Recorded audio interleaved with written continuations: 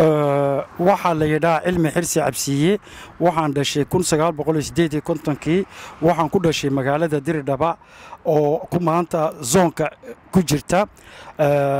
magaalada Diridhaba ku dhashay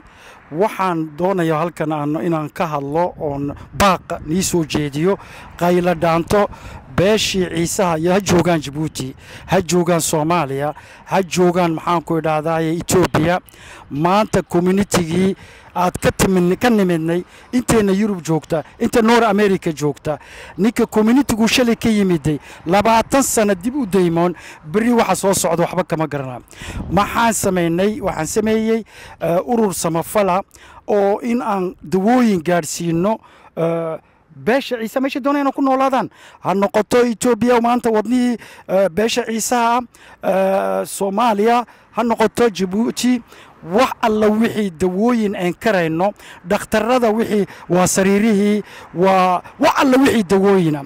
milyan baa ku jira kontineerkan qaadayno aan jeclaan lahayn inaan qaadno waa 42